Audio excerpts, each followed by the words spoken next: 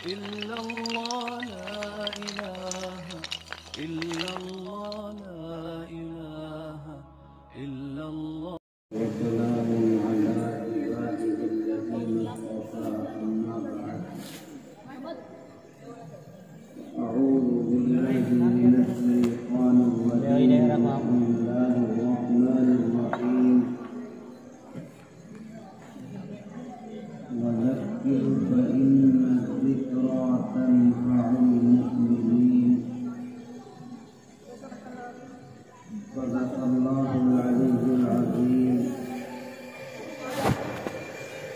اشرح لي صدري ويسر لي أمري واحلل عقدة من لساني يفقهوا قولي. رب زدني علما.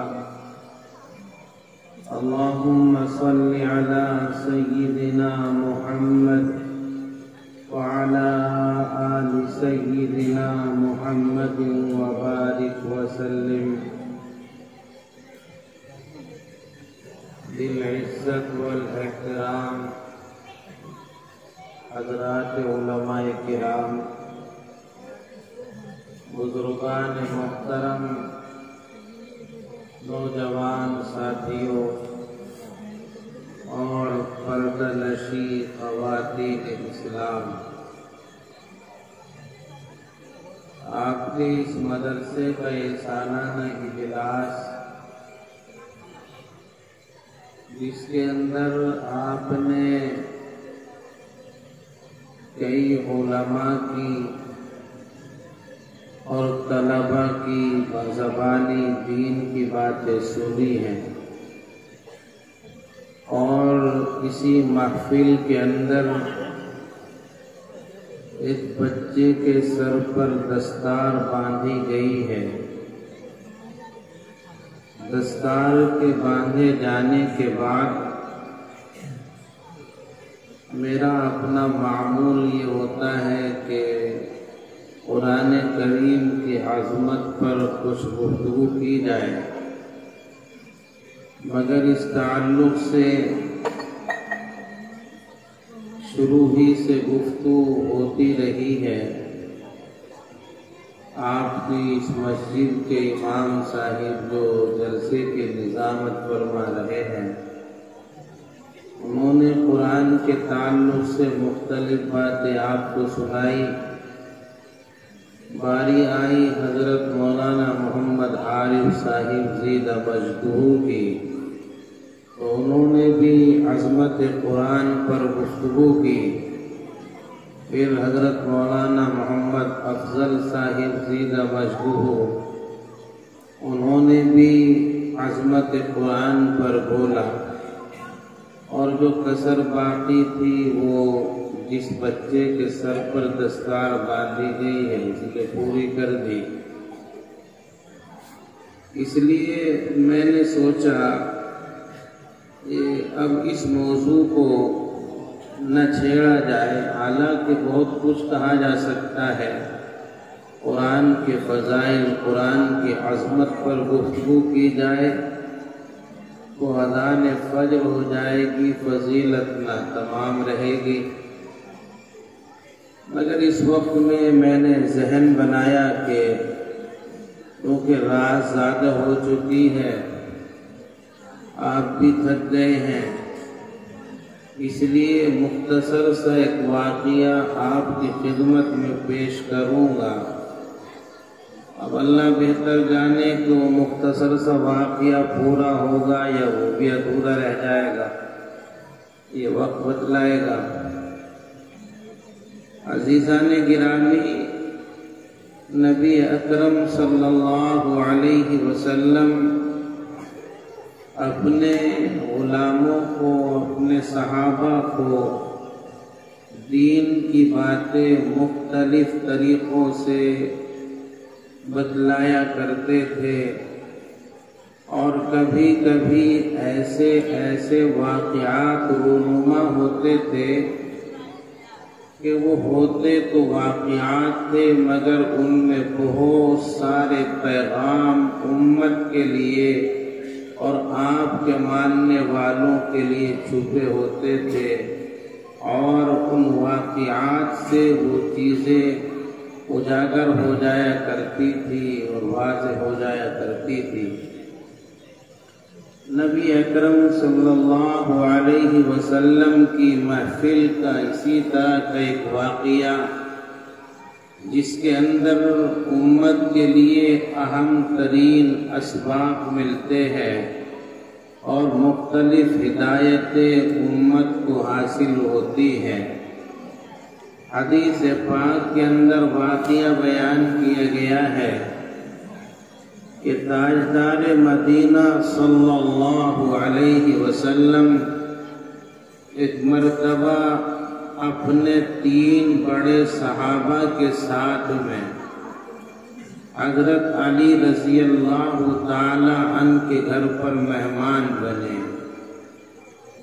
آپ کے ساتھ میں جو صحابہ تھے وہ بڑے صحابہ، یعنی حضرت ابو بکر صدیق رضی اللہ تعالی عنہ، عمر ابن خطاب رضی اللہ تعالی عنہ، عثمان غنی رضی اللہ تعالی عنہ، یہ 3 خلفاء بڑے صحابہ، اور جن کے یہاں مہمان ہوئے وہ چوتھے خلیفہ حضرت علی رضی اللہ تعالی عنہ۔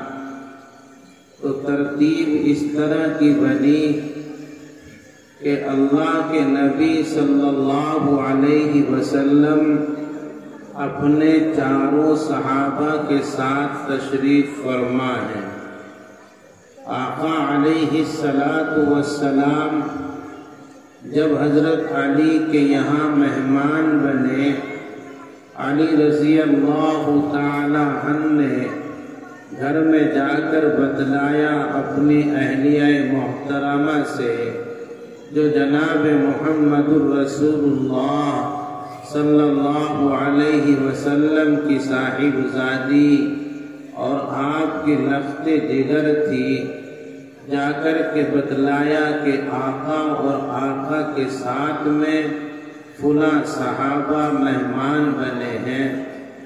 تو حضرت فاطمہ الزہرا رضی اللہ تعالی عنہا نے گھر کے اندر جو عمدہ چیز تھی ضیافت کے لیے حضرت علی رضی اللہ تعالی عنہ کے خدمت میں پیش کی کہ آپ آقا کے پاس اسے لے کر کے جائیں تاکہ آقا خود بھی نوش فرمائیں اور اپنے ساتھیوں کو بھی کھلائیں۔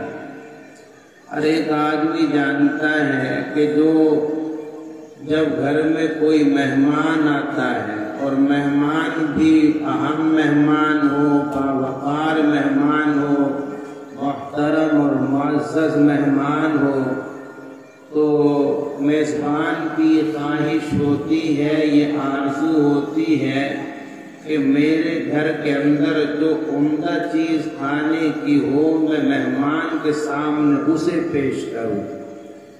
فاطمہ الزہرا رضی اللہ تعالی عنہا نے حضرت علی رضی اللہ تعالی عنہ کو ایک خوبصورت پیالہ دیا، جس پیالے کے اندر شہد رکھا ہوا تھا، اور حضرت علی سے کہا کہ آقا کی خدمت میں پیش کر دو تاکہ آقا اس کو تناول فرمائے۔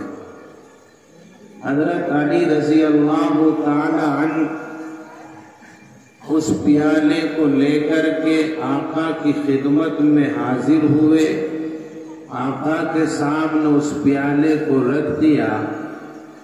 آقا علیہ السلام کے سامنے وہ پیالہ رکھا ہوا ہے۔ آپ نے اس شہد کے اندر جب نگاہ ڈالی تو اس کے اندر ایک بال گرا ہوا تھا۔ کھانے پینے کی چیزوں میں بال یہ گھر کے اندر گر ہی جاتا ہے، یہ کوئی ایسی چیز نہیں ہے کہ اس کی بنیاد پر گھر میں ہنگامہ کیا جائے، عورتوں کو برا بھلا کہا جائے۔ بہت سے بیچارے نادان ہوتے ہیں ایسے کہ اگر کھانے میں بال دیکھ لیا، روٹی میں بال آ گیا، سالن میں بال آ گیا تو ہنگامہ کھڑا کر دیتے ہیں، طوفان بدتمیزی کرتے ہیں۔ یہ بات الگ ہے کہ عورت کو باسلیقہ رہنا چاہیے، پھوڑ پنے کا مظاہرہ نہیں کرنا چاہیے، لیکن پھر بھی بال اگر گر جائے، مرد کا بھی گر جاتا ہے، عورتوں کا بھی گر جاتا ہے، تو یہ کوئی بدتمیزی کرنے کی چیز نہیں ہے۔ آقا علیہ السلام نے دیکھا کہ شہد کے اندر بال گرا ہوا ہے۔ آقا علیہ السلام نے شہد میں گرے ہوئے بال کو ابو بکر کو دکھایا، عمر کو دکھایا، عثمان کو دکھایا، علی المرتضیٰ کو دکھایا۔ جب سارے صحابہ اس بال کو دیکھ چکے تو نبی اکرم صلی اللہ علیہ وسلم نے فرمایا، میرے ساتھیوں، تم دیکھ رہے ہو کہ خوبصورت پیالہ ہے اور اس پیالے کے اندر شہد ہے اور شہد کے اندر ایک بال گرا ہوا ہے۔ تم ان تینوں چیزوں کے بارے میں اپنے دماغ پر زور ڈال کر اپنے ذوق اور اپنے مزاج کے اعتبار سے رائے پیش کرو، ان تینوں چیزوں پر تبصرہ کرو۔ آقا علیہ السلام نے حکم دیا تبصرہ کرنے کا، اپنی رائے پیش کرنے کا، اور مجلس کے اندر ابو بکر بھی ہیں تو ابو بکر رضی اللہ تعالی عنہ ہی کو یہ حق پہنچتا ہے اور آپ ہی کا یہ مقام ہے کہ آقا کا حکم پا کر تبصرہ پہلے نمبر پر وہ پیش کرے۔ آقا علیہ السلام کا حکم ملا تو ابو بکر رضی اللہ تعالی عنہ نے اپنا تبصرہ پیش کیا اور اپنی رائے کا اظہار کیا، اور یوں گویا ہوئے کہ یا رسول اللہ، خوبصورت برتن میں شہد اور شہد میں گرا ہوا بال، میری رائے یہ ہے کہ ایمان والے کا دل خوبصورت برتن کی طرح ہے، اور اس دل کے اندر ایمان کی دولت یہ شہد سے زیادہ عمدہ اور اچھی چیز ہے، اور اس ایمان کو اخیر وقت تک بچا لینا، اس کی حفاظت کر لینا، یہ بال کی طرح باریک کام ہے، بال سے بھی زیادہ باریک عمل ہے۔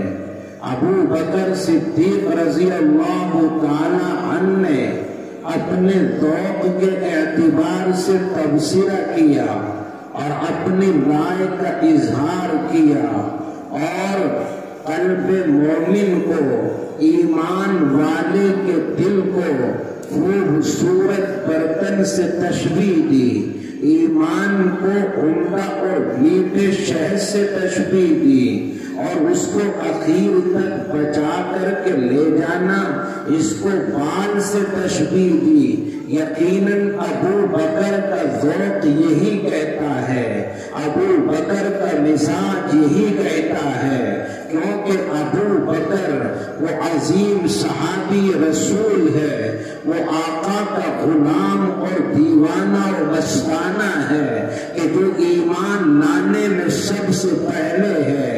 ہر ایمان والا جانتا ہے جب آقا علیہ السلام نے فارا کی چوٹی سے ایک صدا لگائی، یا ایھا الناس قولوا لا الہ الا اللہ تفلحوا، کہ اے لوگوں ایک اللہ کی عبادت کرنے والے ہو جاؤ، کہہ دو اپنی زبان سے کوئی عبادت کے لائق نہیں ہے سوائے اللہ کے، کامیاب ہو جاؤ گے، فلاح پا جاؤ گے۔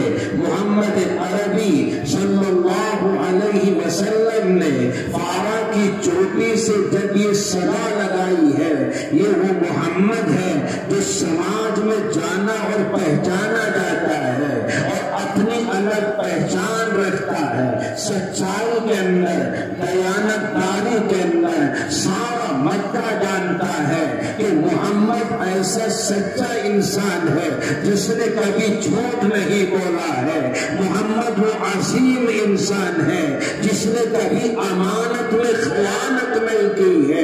اللہ کے نبی صلی اللہ علیہ وسلم جب تک یہ اعلان نہیں کرتے ہیں اور ان کو لات عزا سے الگ ہونے کی بات نہیں کہتے ہیں، عرب والے، مکے والے محمد کا نام احترام سے لیتے ہیں، نبے تلے الفاظ میں محمد ابن عبداللہ کا تذکرہ کرتے ہیں، مگر فارا کی چوٹی سے یہ صدا لگانی تھی، یہ آواز آپ کی لگنی تھی کہ اپنے پرائے ہو جاتے ہیں، رشتے ناطے توڑ دیتے ہیں اور اپنے خاندانی جان کے دشمن ہو جاتے ہیں۔ وہ ابو جہل جو آپ کی ولادت کے موقع پر اتنا خوش ہوا تھا کہ خوشی کے اندر پورا نہیں سمایا تھا اور اپنی وہ قیمتی باندھی جس نے آ کر کے یہ خبر دی تھی کہ عبداللہ کے گھر میں ایک بیٹا پیدا ہوا ہے، آمنہ کا لخت جگر پیدا ہوا ہے، ابو جہل نے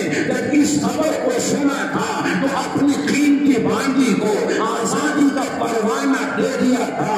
آج وہی ابو جہل، ابو لہب آپ کا جانی دشمن ہو جاتا ہے، یہ وہی ابو لہب ہے جو آپ کا چچا ہے، پیدائش کے وقت میں خوش ہوتا ہے اور جب آقا علیہ السلام فاطمہ کی چوٹی سے ایک صدا بلند کرتے ہیں، اے لوگوں آؤ، لات عزا سے اپنے آپ کو ہٹاؤ، یہود سے اپنے آپ کو ہٹاؤ، ایک اللہ کے پریشان بن جاؤ، ایک اللہ کے سامنے جھکنے والے بن جاؤ۔ تو کیا کہتا ہے؟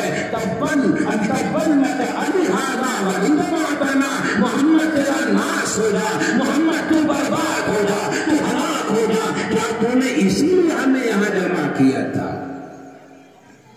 سارے لوگ دشمن ہو جاتے ہیں۔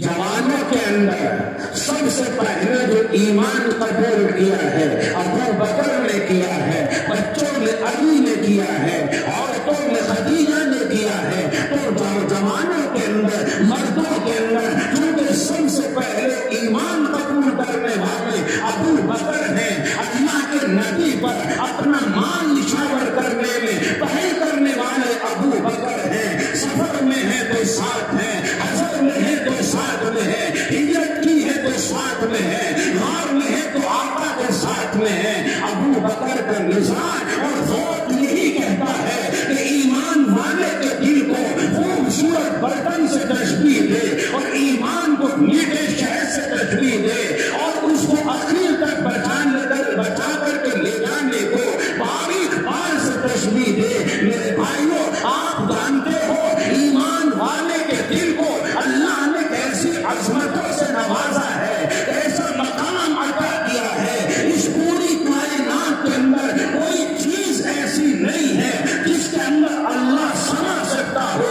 اتنا بڑا آسمان لیکن اللہ نہیں سما سکتا، اتنی بڑی زمین لیکن اللہ اس کے اندر نہیں سما سکتا، کوئی بڑی سے بڑی مخلوق کیوں نہ ہو اللہ اس کے اندر نہیں سما سکتا، مگر اللہ پاک نے ایمان والے کا دل ایسا بنایا ہے کہ اللہ سماتا ہے تو ایمان والے کے دل میں سماتا ہے۔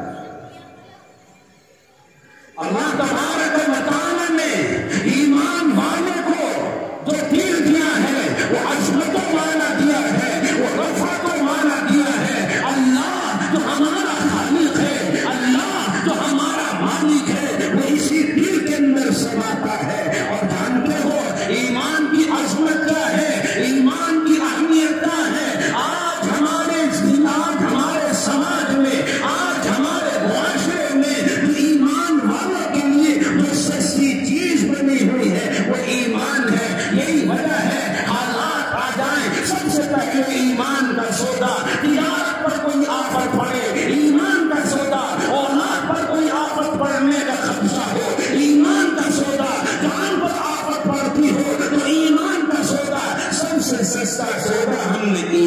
سمجھ لیا ہے۔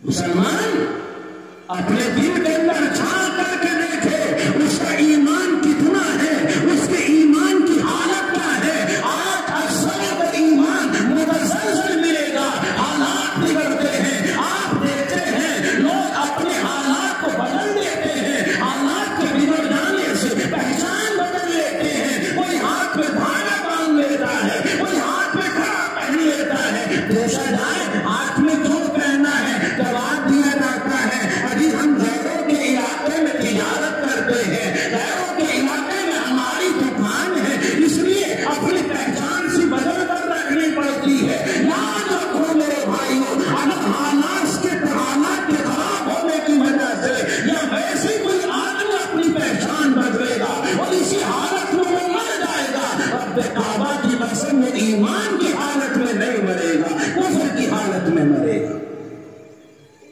ارے آج جس کو ہم نے سب سے سستا چوڑا سمجھا ہے، صحابہ سے پوچھو ایمان کیا تھا، صحابہ سے پوچھو اسلام کیا تھا، صحابہ سے پوچھو اسلام کی اور ایمان کی اہمیت کیا تھی۔ وہ جان کی بازی لگا دیا کرتے تھے ایمان کو بچانے کے لیے، اولاد کو قربان کر دیا کرتے تھے ایمان کو بچانے کے لیے، مال کو لٹا دیا کرتے تھے ایمان کو بچانے کے لیے، گھر کو خیرآباد کہہ دیا کرتے تھے ایمان کو بچانے کے لیے۔ ارے صحابہ کرام رضوان اللہ علیہم اجمعین نے جو ساری تکلیفیں برداشت کی ہیں، کوڑے کھائے ہیں، گرم ریت پر لٹایا گیا ہے، گلے میں پھانسی کا پھندا ڈلوایا ہے، میدانوں کے اندر تلواروں کا مقابلہ کیا ہے، وہ کس لیے؟ ایمان کو بچانے کے لیے۔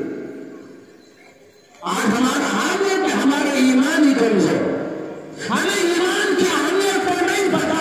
میرے بھائیوں، آپ تبلیغ والوں کی زبانی سنتے ہیں ایمان کی عظمت، ایمان کی اہمیت، کہ جب تک ایمان والا اللہ اللہ کہنے والا اس میں زمین پر موجود ہے، باقی ہے، یہ زمین باقی ہے، آسمان باقی ہے، سورج باقی ہے، چاند باقی ہے، ستارے باقی ہے، باغ باقی ہے، بل باقی ہے، یہ ایمان والے کی اہمیت اور عظمت ہے۔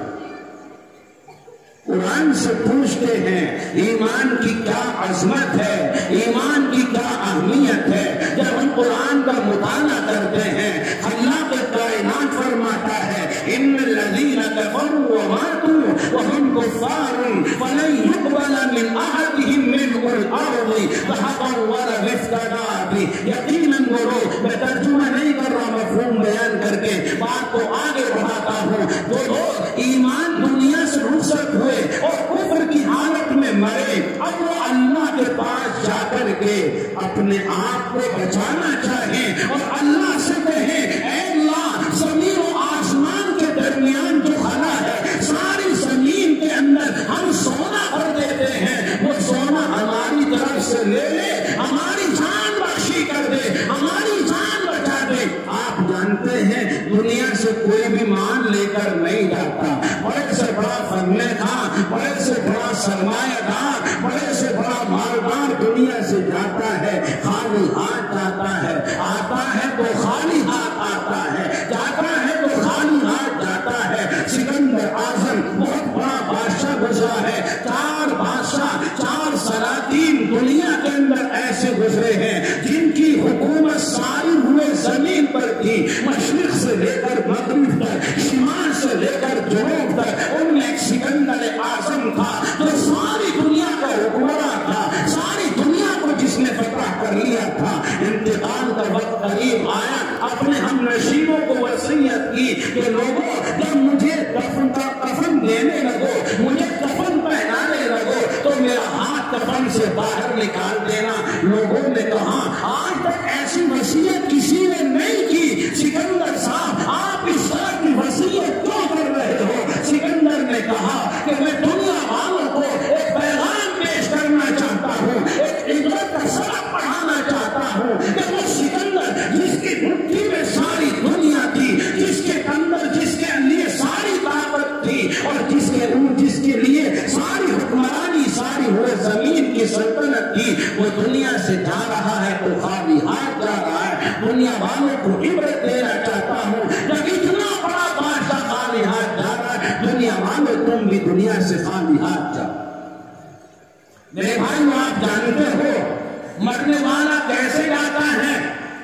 آپ سب حضرات دیکھتے ہیں کہ لوٹے پٹے انسان کی طرح دنیا سے رخصت ہوتا ہے، لوٹے پٹے انسان کی طرح سے جو عمدہ لباس زیبن کیے ہوئے ہوتا ہے اس لباس کو اتار لیا جاتا ہے، گھڑی پہنے ہوئے ہوتا ہے گھڑی اتار لی جاتی ہے، انگوٹھی پہنے ہوئے ہوتا ہے انگوٹھی کو کھینچ لیا جاتا ہے، اور جو بھی قیمتی چیزیں ہوتی ہیں اس سے اتار لی جاتی ہیں، اور بالکل سمپل اور سادے کپڑے کے اندر اسے دفنا کر دفنا دیا جاتا ہے۔ اسی کو ایک عربی کا بہت مشہور شاعر گزرا ہے متنبی، کہتا ہے تملک الآتی تملک سالم وفارق الماضی فراق صلیبی۔ شاعر کہنا چاہتا ہے کہ جس طرح سے لوٹا پٹا ایک انسان ہوتا ہے، آپ نے دیکھا ہوگا آج تو عجیب انداز کی ڈکیتیاں ہونے لگی ہیں، پہلے زمانے کے اندر جب راہزن لوٹا کرتے تھے تو ساری چیزیں چھین لیا کرتے تھے، گھڑی اتار لی، انگوٹھی اتار لی، جیب خالی کر لی، اور اس کے کپڑے اتار کر اسی کے کپڑوں سے اسے باندھ دیا جاتا تھا اور جنگل میں اسے پھینک دیا جاتا تھا۔ آج سے 20-30 سال پہلے اسی طرح سے لوگ کیا کرتے تھے۔ شاید اسی کا نقشہ کھینچتا ہے تملک الآتی تملک سالم فارق الماضی فراق صلیبی۔ دنیا سے جب انسان جاتا ہے لٹے پھٹے انسان کی طرح دنیا سے رخصت ہوتا ہے، اپنا قیمتی لباس بھی چھوڑ جاتا ہے، قیمتی گھڑی بھی چھوڑ جاتا ہے، انگوٹھی بھی چھوڑ جاتا ہے، آخرت میں کچھ لے کر نہیں جاتا، قبر میں کچھ ساتھ نہیں جاتا۔ مگر اللہ کہتا ہے کہ اگر کوئی انسان اللہ کے سامنے پوری زمین کو خزانے سے سونے سے بھر دے اور یہ کہے اے اللہ اس سونے کو میری طرف سے قبول کر لے اور میری جان بخشی کر دے، اتنا سونا لے کر بھی اس کی جان کو نہیں بخشا۔ آج اسی ایمان کا سودا ہم سود کے چکر میں، شراب کے چکر میں، لون کے چکر میں، اپنی جان بچانے کے چکر میں، اپنی تجارت کو بچانے کے چکر میں، اپنی مناسبت کو بچانے کے چکر میں اسی ایمان کا سودا کر دیتے ہیں۔ میرے بھائیوں ایمان سودا کرنے کی چیز نہیں ہے، ایمان تو حفاظت کرنے کی چیز۔ اس لیے میرے بھائیوں ہمیں یہ عزم کرنا چاہیے، یہ ارادہ کرنا چاہیے، جان پر بات آتی ہے تو آئے لیکن ایمان پر آنچ نہیں آنے دیں گے۔ ایمان کو بچائیں گے نہیں بچائیں گے انشاءاللہ۔ سب سے قیمتی دولت ہے، سب کچھ لوٹ کر کے اگر ایمان بچ گیا تو سب کچھ بچا لیا، اور ایمان لوٹ گیا سب کچھ بچا لیا تو کچھ نہیں بچا۔ میرے بھائیو ایمان والے کے پاس جو سب سے قیمتی دولت ہے وہ ایمان کی دولت ہے۔ ایسا ہمارے لیے دولت نہیں ہے، بہترین بلڈنگ ہمارے لیے دولت نہیں ہے، یہ دنیا کی نعمتیں ہیں، مگر آخرت میں کام آنے والی عظیم نعمت ایمان کی نعمت ہے۔ ابو بکر صدیق رضی اللہ تعالیٰ اپنا تبصرہ پیش کرتے ہیں کہ قلب مومن خوبصورت برتن کی طرح ہے، ایمان کی دولت عمدہ اور میٹھے شہد کی طرح ہے، اور ایمان کو بچا کر کے لے جانا یہ بال سے زیادہ بھاری کام ہے۔ اس لیے ایمان کو بچانے کی ہمیشہ انسان کو محنت کرتے رہنا چاہیے، ہمیشہ کوشش اور فکر کرتے رہنا چاہیے کہ ایمان کمزور نہ ہونے پائے، ایمان ختم نہ ہونے پائے۔ ایمان اگر اخیر میں بچ گیا تو سب کچھ بچ گیا۔ پوری زندگی انسان نمازیں پڑھتا رہا، سجدے کرتا رہا، لمبی لمبی عبادتیں کرتا رہا، لیکن اخیر وقت میں ایمان سے ہاتھ دھو بیٹھا تو میرے بھائیوں تباہی ہے، ہلاکت ہے۔ آقا علیہ الصلوۃ والسلام فرماتے ہیں انما الاعمال بالخواتیم، اعمال کا مدار خاتمے پر ہے۔ اللہ سے دعا فرمائیں اللہ تبارک و تعالی ہم سب کے ایمان کی حفاظت فرما دے، اور ہم سب کو ایمان کی سلامتی کی کوشش کے لیے اللہ ہم سب کو قبول فرما لے۔ حضرت ابو بکر صدیق رضی اللہ تعالیٰ اپنے رائے اور اپنا تبصرہ پیش فرما چکے ہیں۔ اسی محفل کے اندر حضرت سیدنا عمر ابن خطاب رضی اللہ تعالیٰ عنہ ہے جو خلیفہ ثانی ہے، دوسرے خلیفہ ہے رفعت کو پوچھنا ہو تو آقا سے پوچھو. آقا نے فرمایا لو کان بعدی نبی لکان عمر، اگر میرے بعد کوئی نبی ہوتا تو عمر ابن خطاب ہوتا. ایسا عظیم صاحب اسی محفل کے اندر موجود ہے، اپنے رائے کا اظہار کرتے ہیں، تبصرہ پیش کرتے ہیں اور یوں گویا ہوتے ہیں یا رسول اللہ حکومت خوبصورت برتن کی طرح ہے، خوبصورت پیالے کی طرح ہے، اور حکومت کا مل جانا یہ میٹھے شہد کی طرح ہے، اور حکومت مل جانے کے بعد انصاف اور عدل کا نظام قائم کرنا یہ بال کی طرح باریک کام. حکومت اور عہدہ اس کو سمجھنے کے تو وقت چل رہا ہے. گاؤں کی پردھانیاں ہیں، ضلع پنچایت کے الیکشن چل رہے ہیں، آپ دیکھ رہے ہیں لوگ کتنی محنتیں کر رہے ہیں، کتنے پاپڑ پھیل رہے ہیں. کوئی زمین بیچ رہا ہے، کوئی ادھر ادھر سے شادیاں کر کے لا رہا ہے، کوئی اور تیرندازی بازی کر رہا ہے، اور پوری کوشش میں لگے ہوئے ہیں کہ یہ میٹھی چیز ہمیں مل جائے، یہ میٹھی چیز ہمارے کھاتے میں آ جائے، ہمارے پالے میں آ جائے.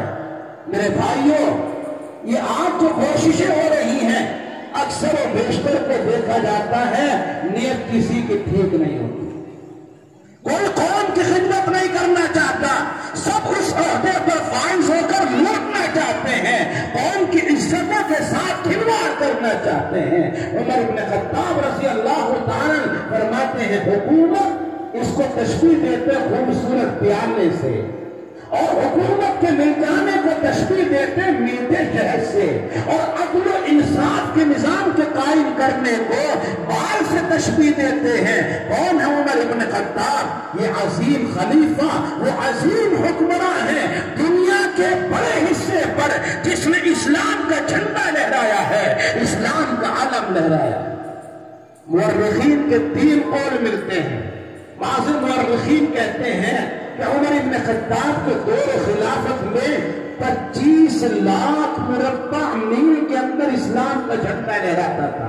بعض مورخین نے کہا 40 لاکھ مربع میل کے اندر اسلام کا جھنڈا لہراتا تھا. بعضوں نے کہا 22 لاکھ مربع میل کے اندر. بہرحال 22 کا قول ہو، 25 کا ہو، 40 کا ہو، دنیا کا ایک بڑا حصہ بیٹھتا ہے جس پر عمر بن خطاب کی حکمرانی اور سلطنت تھی. اور سلطنت ایسی نہیں، آج کے حکمرانوں کی طرح نہیں، آج کے بادشاہوں کی طرح نہیں. آج کے بادشاہوں کا تو حال یہ ہے، ساری دنیا کے اوپر آپ نگاہ ڈالیے، وہ تو کرسی پر بیٹھے ہوئے ہیں، ان کی کرسیوں کو تھوڑا سا کھسکا کر کے دیکھو تو ان کے تاج و تخت کے نیچے معصوموں کا خون نظر آئے گا.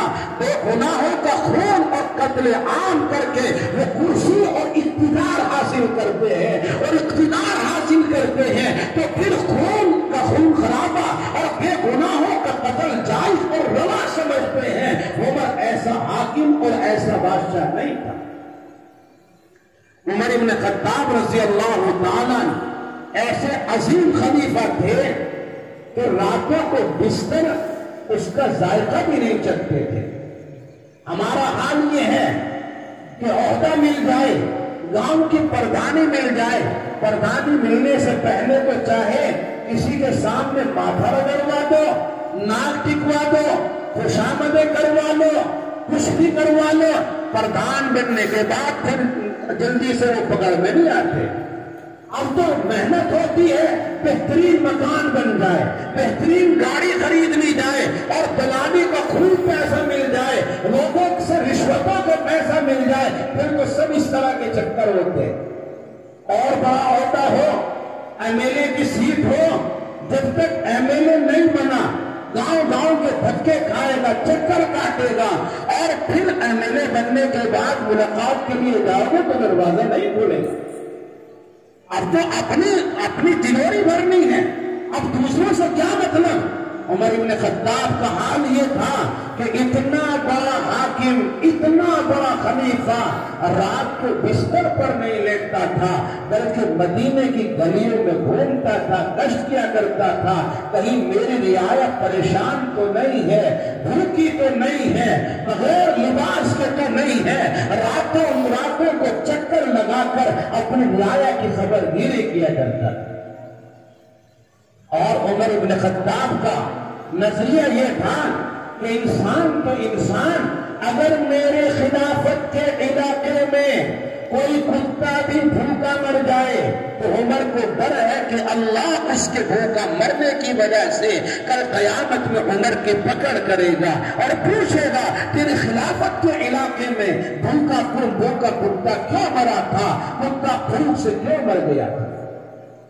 آج کسی کو فکر ہے؟ کڑکڑاتی اور سخت ٹھنڈی کے اندر اتنے لوگ جان دے بیٹھے، کسی کو کوئی پرواہ نہیں، بھوک سے لوگ مر رہے ہیں، کسی کو کوئی پرواہ نہیں، اپنے حالات کی بنیاد پر خودکشیاں کر رہے ہیں، کسی کو کوئی پرواہ نہیں، اپنی کرسی ہے اسی کے اوپر مدد ہے۔ عمر بن خطاب رضی اللہ تعالیٰ کے بارے میں کتابوں کے اندر لکھا ہے، ایک مرتبہ عمر بن خطاب رضی اللہ تعالیٰ رات کو گشت کر رہے تھے، گشت کرتے کرتے دور نکل گئے، رات کی تاریکی تھی، اندھیرا تھا، ایک جگہ جا کر کے دیکھا کہ بوڑھی عورت بیٹھی ہوئی ہے، قریب میں پہنچے، پہچانا کہ کوئی بوڑھی ہے، سلام کیا، سلام کا جواب دیا گیا۔ اس کے بعد میں عمر بن خطاب نے پوچھا رات کے اندھیرے میں یہاں کیوں بیٹھی ہو، کیا وجہ ہے، کیوں آ کر کے بیٹھ گئی؟ وہ بوڑھی عورت کہتی ہے پریشانی تھی، پریشانی نے یہاں لا کر کے بٹھا دیا۔ عمر بن خطاب نے کہا کہ اگر آپ کو پریشانی تھی کہ بادشاہ اور خلیفہ کے پاس اس کی اطلاع کرا دی۔ بوڑھی عورت کہنے لگی خلیفہ وہ ہے، خبر اسے کرنی چاہیے، خبر گیری اسے کرنی چاہیے، ہم کیوں اپنے حالات کی خبر اسے کریں؟ اور کہنے لگی کہ کل قیامت میں اللہ کی عدالت میں عمر کے خلاف مقدمہ دائر کروں گی تو اپنی رعایا کی خبر گیری نہیں کیا کرتا۔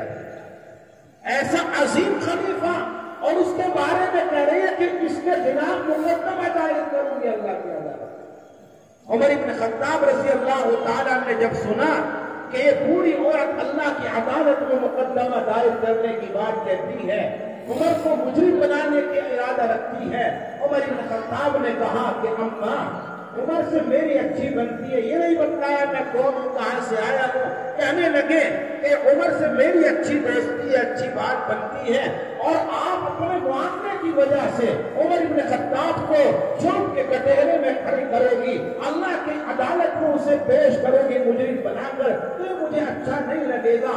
آپ اپنا معاملہ مجھ سے طے کر لو اور معاملے کے مطابق میں آپ کے سامنے رویہ اختیار کر لوں گا، عمر کو آپ معاف کر دیں۔ کہنے لگے اچھا ایک تو 10 دراہم چاہیے مجھے، 10 دراہم لوں گی اور میری فلاں ضرورت کا سامان ہے اس کا انتظام کر دے تو میں عمر کو معاف کر دوں گی، اگر تمہیں عمر کا اتنا خیال ہے میری ضرورت پوری کر دے میں عمر کو معاف کر دوں۔ عمر بن خطاب رضی اللہ تعالیٰ نے اماں کی ضرورت کا انتظام کیا اور جیب سے 10 دراہم نکالے اور اس بوڑھی اماں کے حوالے کرتے ہوئے کہا کہ اماں جان یہ 10 دراہم لو، اپنے کرتے میں سے اپنی قمیص میں سے کپڑے پھاڑ کر اماں کے حوالے کی کہ اماں جان اس پر عمر کے لیے معافی نامہ لکھو۔ اس بوڑھی عورت نے اس پر معافی نامہ لکھا، اپنے سائن کیے، دستخط کیے۔ ابھی یہ معاملہ چل ہی رہا تھا کہ رات کی تاریکی میں اور رات کے سناٹے میں عبداللہ ابن مسعود اور ایک اور صحابی رسول ادھر سے گزر رہے تھے، قریب آئے، دیکھا امیر المؤمنین بیٹھے ہیں، عمر بن خطاب بیٹھے ہیں، بلند آواز سے سلام کیا، السلام علیکہ یا امیر المؤمنین۔ وہ بوڑھی عورت بوڑھی ضرور تھی، کانوں سے بہری نہیں تھی، سلام کرنے والے کے جب سلام کے انداز کو سنا کہ وہ کہہ رہا ہے یا امیر المؤمنین، تو عمر بن خطاب سے وہ بڑے بڑے کانپتے تھے، وہ بوڑھی عورت لرزہ بر اندام ہو جاتی ہے، کپکپاہٹ اس کے جسم کے اندر طاری ہو جاتی ہے، ٹھنڈ آ جاتی ہے، ارے جس کو تم برا بھلا کہہ رہی تھی وہ تو سامنے بیٹا ہے۔ عمر سے تو شیطان بھی کاٹتا تھا، شیطان بھی ڈرتا تھا، شیطان جس راستے عمر جس راستے سے گزرتا تھا شیطان راستہ چھوڑ کر کے بھاگ جایا کرتا تھا۔ عمر بن خطاب کے بارے میں جب اس نے سنا تو کانپنے لگی۔ عمر بن خطاب نے کہا اما جان گھبرانے کی کوئی بات نہیں، پریشان ہونے کی کوئی بات نہیں۔ اور عبداللہ بن مسعود نے کہا اچھا ہوا آپ بھی آ گئے، اس قدم کے اوپر آپ اپنے سائن کر دو اور جو آپ کے ساتھ میں صحابی ہیں ان سے سائن کرا دو، جب میرا انتقال ہو تو میرے ساتھ میں اس قدم کو رکھ دینا، میں اللہ کی عدالت میں اس قدم اور معافی نامے کو پیش کر کے اپنی جان بچا لوں گا۔ ایسا عظیم حکمران اتنا بڑا خلیفہ ہونے کے باوجود ہر کسی کا خیال کرتا ہے، عدل و انصاف کا نظام قائم کرتا ہے، کسی پر ظلم نہیں کرتا، ظلم کی اجازت نہیں دیتا، فیصلے کرتا ہے رشتے ناتوں کی بنیاد پر نہیں بلکہ فیصلے حق کی بنیاد پر، حقائق کی بنیاد پر کرتا ہے۔ بیٹے کے خلاف فیصلہ جاتا ہے چلا جائے، کسی اور یار رشتے دار کے خلاف فیصلہ جاتا ہے چلا جائے، لیکن عمر بن خطاب کے پیش نظر انصاف ہوتا تھا، عدل ہوتا تھا۔ قرآن کا یہی سبق ہے، قرآن نے ہمیں یہی سکھایا ہے وَلَا يَجْرِمَنَّكُمْ شَنَآنُ قَوْمٍ عَلَىٰ أَلَّا تَعْدِلُوا، کسی قوم کی مخالفت تمہیں اس چیز پر آمادہ نہ کرے کہ تم انصاف کا دامن ہاتھ سے چھوڑ دو، اعدلوا، انصاف کا معاملہ کرو۔ آج ہم اپنے سماج کے اندر پنچایتوں کے حال کو دیکھو، آج کو دیکھیں تو ہوتا پنچایتوں کے اندر کیا ہے، پنچایتوں کے اندر فیصلے ہوتے ہیں جو رشتے ناتوں کی بنیاد پر ہوتے ہیں، خاندان کٹمب کی بنیاد پر ہوتے ہیں۔ پردھان لوگ جب فیصلے کرتے ہیں تو فیصلوں کے اندر اس چیز کو دیکھتے ہیں یہ میرا ووٹر تھا یا میرے مخالف تھا، اگر ووٹر تھا اس کے حق میں فیصلہ کیا جاتا ہے، مخالف تھا تو اس کے خلاف فیصلہ سنایا جاتا ہے۔ میرے بھائیوں اسلام اس کی اجازت نہیں دیتا، اسلام کہتا ہے اللہ نے جب تمہیں کوئی ذمہ داری دی ہے اور تم اس ذمہ داری کے مطابق فیصلہ کرنے کا ارادہ کرو تو انصاف کے ساتھ فیصلہ کرو، رشتے ناتوں کی بنیاد پر فیصلہ کرنے کی اجازت نہیں۔ عمر بن خطاب رضی اللہ تعالیٰ نے اپنی رائے کا اظہار کیا، تبصرہ کیا۔ حکومت خوبصورت برتن کی طرح ہے اور حکومت کا مل جانا یہ میٹھے شہد کی طرح ہے، اور جب حکومت مل جائے عدل و انصاف کے نظام کو قائم کرنا یہ بال کی طرح باری کام ہے۔ میرے بھائیوں اللہ سے دعا کرو اللہ تعالیٰ جب ہمیں کوئی ذمہ داری دے تو ذمہ داری کو انصاف کے ساتھ نبھانے کی توفیق بھی عطا کرے، عدل و انصاف کا نظام قائم کرنے کی اللہ توفیق عطا کرے۔ اس کے بعد جو باری آتی ہے عثمان غنی رضی اللہ تعالیٰ عنہ کی، عثمان غنی رضی اللہ تعالیٰ عنہ بھی اپنی رائے کا اظہار کرتے ہیں، تبصرہ کرتے ہیں۔ اگر مختصر کا واقعہ ابھی اگر اس کو بیان کیا جائے کم سے کم 2 گھنٹے 2.5 گھنٹے اور چاہیے، میں اسی پر اختصار کرتا ہوں۔ اللہ کے پیغمبر جناب محمد رسول اللہ صلی اللہ علیہ وسلم نے رائے کے اظہار کا حکم دیا۔